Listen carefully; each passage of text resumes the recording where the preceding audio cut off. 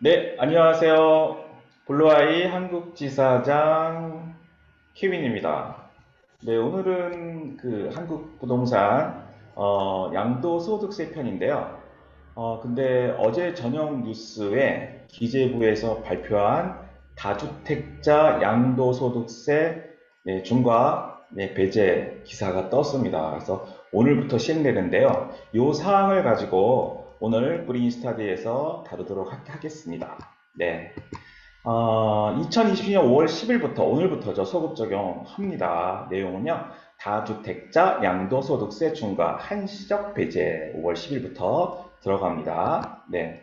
2020년 5월 10일 양도부터 소급 적용되는 이 소득세법 개편안은요. 크게 네 가지인데요. 첫 번째는 다주택자 양도세 기본세율 적용입니다. 1년간이고요. 현재 한국에서는 다주택자 양도세는 1가구 1주택일 때 10여 이상의 고가주택에 대해서 6%에서 45% 기본세율을 적용을 하고 있습니다. 그리고 다주택자에 한해서는 2주택자 같은 경우는 기본세율에 20% 중과하고 있고요. 3주택자는 30% 중과하고 있는데 이것을 1년간 유예시키겠다는 내용입니다. 네, 두 번째 보겠습니다. 두 번째는 1가구 1주택 양도소득세 비과세 보유 거주 기간을 재기산 제도를 폐지하겠다는 내용인데요. 어저께 상해에서 이제 브루니 스탑이 일간 취득세표를 했는데 그 Q&A가 있었어요. 그 내용을 가지고 어저께 답변을 드렸는데 이제 오늘 이제 이 재기산 제도가 또 폐지된다고 그래가지고 저도 좀 멘붕이 왔는데 요거는 그래서 제가 예를 들어서 뒤편에서 말씀드리는 시간을 갖도록 하겠습니다. 세 번째, 일시적 2주택 양도기한 1년에서 2년으로. 개인적으로는 저도 이거 참 찬성하는 법안입니다. 왜냐하면 24평에서 살다가 32평으로 이사 갈 경우도 있고요. 또 직장이나 아이들의 학업 때문에 이사 가는 경우가 있어요. 그럴 때, 물론 전세로 가면 좋겠지만 또 새로 주택을 또 사가지고 이사 갈 경우에, 그때 이제 1가구 1주택, 그때 양도 기한은 1년밖에 안 줬었거든요. 근데 이거를 1년 플러스 해가지고 2년 동안 준다는 얘기죠. 그리고 현재 지금 임대차 3법 때문에 지금 2 플러스 2잖아요. 주택갱신 청구권이 들어가기 때문에 또 전세를 한 번 주게 되면 또 한 번 또 2년 또 연장이 되는 그런 상황 때문에 실거주로 들어가기가 참 공시를 찾기가 참 힘듭니다. 그런데 1년에서 2년으로 늘어났다는 거 반가운 소식 여러분께 전해드리겠습니다. 네 번째, 장기 보유 특별공제 주택을 3년 이상 보유했을 때 물론 다주택자 해당됩니다. 15년 동안 보유 시 최대 30% 공제인데요. 사실은 이전에 다주택자들한테는 장기 보유 특별공제가 있었어요. 그래가지고 3년 이상 보유하게 되면은 1년에 2%씩 해서 최고 15년이죠. 그럼 30% 공제해줬는데 이게 이제 배제가 됐다가 다시 오늘 발표에 이게 회복이 됐습니다. 그래서 다주택자들도 장기 보유 특별공제 거주 보유 80%가 아니고요. 그건 일가구 주택입니다. 여기서 혼동하시면 안 되고요. 다주택자에 한해서는 3년 이상 보유했을 때 15년 보유 시 최대 30% 공제한다는 거 잊지 말아주시면 감사하겠습니다. 자, 내용을 한번 제가 쭉 한번 보겠습니다. 자, 규제 지역에서 주택을 파는 다주택자에 대한 양도세 중과세가 1년간 배제된다고 하는데요. 기획재정부는 다주택자 양도세 중과 한시 배제 등의 내용을 담은 소득세법 시행령 개정령을 오늘부터 소급 적용한다고 발표했습니다. 현행법상 양도소득세 기본세율은 6에서 40%이지만 2주택자는 20%, 3주택 이상의 경우는 30%를 해서 세율을 중과했던 게 사실입니다. 그래서 다주택자들이 대부분의 주택을 임대사업자로 돌리거나 아니면 버티기 작전으로 끌고 갔던 것이죠. 10일부터는 보유기간 2년 이상의 조정 대상 지역 내 주택을 양도할 경우에는 기본세율 적용한다는 거 다시 한번 말씀드릴게요. 다주택자에게 적용되지 않던 장기보유 특별구제도 적용됩니다. 다만 이 경우는 주택을 3년 이상 보유했을 때 적용된다는 거, 15년 보유 시 최대 30% 공제라는 거 명심하시기 바랍니다. 제가 사례를 하나 들게요. 자, 10년간 보유주택 15억 원에 매도했습니다. 5억 원의 양도차익을 남기는 이 주택자일 경우에 어제까지는 2억 7,310원의 양도세를 냈어요. 그러나 개편안이 되고 나서 오늘부터 이제 양도분에 대해서는 금액이 1억 3,360만 원이죠. 네, 이렇게 줄어들었어요. 그래서 차액이 한 1억 4천만 원 감소됐다는 거. 사실 만약에 주택 매도가가 20억, 30억일 때는 이 금액이 더 커지겠죠. 네.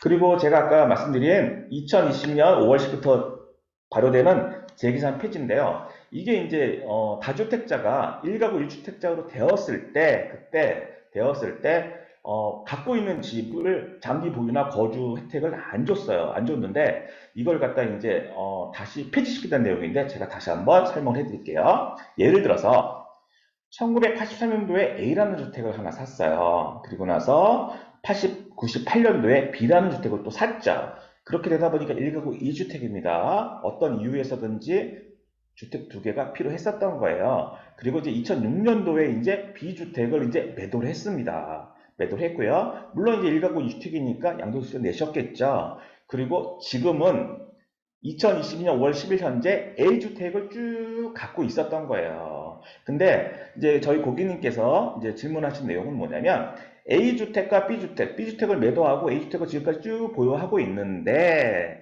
만약 이 A주택을 양도할 때 과연 1가구 1주택이잖아요. 그러면 장기 보유 특별공제를 받을 수 있느냐 없느냐 받을 수 있으면 언제부터 해당되느냐는 질문이셨어요. 그래서 제가 소득세법 시행령을 착 찾아봤더니 소득세법 시행령 제154조 5항에 의하면 2021년 1월 1일 이후에 양도부부터 적용된다고 나온 거예요. 그게 뭐냐면 2021년 1월 1일 이전에 1가구 2주택, 3주택일지 하더라도 그 주택을 다 매각을 시키고 2020년 1월 이후에 1가구 1주택으로 되어 있을 때는 이 A주택을 최초에 샀던 1983년부터 거주하고 보유 장특공을 유지시켜 준다는 내용이었거든요. 그래서 이렇게 답변을 드렸는데 오늘 이제 기재부에서 발표한 내용은 이것도 해당이 되고 2021년 1월 이후에 매입한 주택에 대해서도 최초 주택이 1가구 1주택 남아있을 때 그 주택이 언제든 간에 처음에 샀던 그 기간만큼 보유하고 거주를 다 인정해 주겠다는 얘기예요. 다시 정리할게요. 어제까지는 이제 2020년 1월 1일이 중요했습니다. 그 시점으로 전과 후에 이제 지금 갖고 있는 집을 언제부터 보유했는지 거주했는지 그게 이제 나눠져 있었는데 이것도 이제 없어져 버리고 무조건 다주택자들은 그 1주택 거주하는 집을 빼놓고 나머지 주택을 다 매도하면 원래 갖고 있던 그 집을 처음에 샀던 그 기간부터 지금까지 거주, 보유, 공제를 해주겠다는 겁니다. 예, 그래서 이게 굉장히 중요하고요. 이 부분에 대해서 또 질문도 많이 주셨어요. 그래서 결론은 다주택자들 주택 다 파시고 지금 갖고 있는 집이 최초에 언제 샀나요? 그때부터 시작해가지고 거주 보유를 줘서 잠특공 보유 혜택, 거주 혜택을 드린다는 점 그렇게 이해해 주시면 감사하겠습니다. 그리고 제가 마지막으로 한마디 드리려고 하는데요.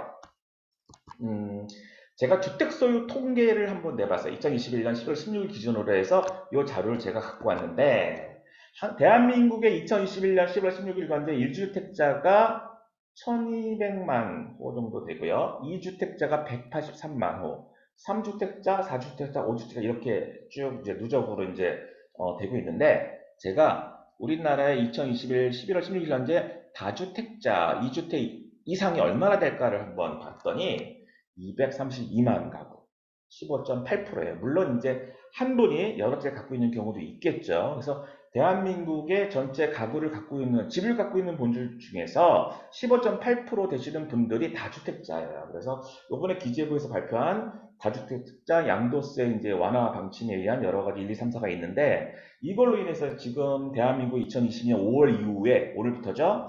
과연 집값이 떨어질까? 아니면 올라갈까? 요거에 대해서 잠깐 제가 나눈 시간 갖도록 할게요. 왜 이게 중요하냐면 대한민국은 현재 지금 미국 연준이 지금 연준이 금리가 이제 올랐죠. 그래서 빅스텝이라고 그래가지고 많이 올랐어요. 한국도 영향을 받죠.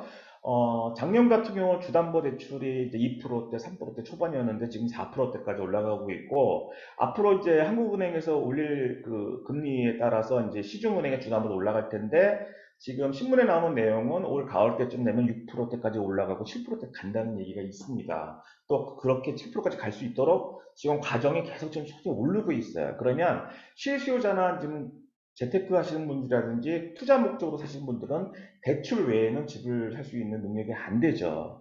지금 이런 고금리 상태에서도 경기가 인플레이션인데 강남에 있는 집값들은 계속 오르고 있거든요.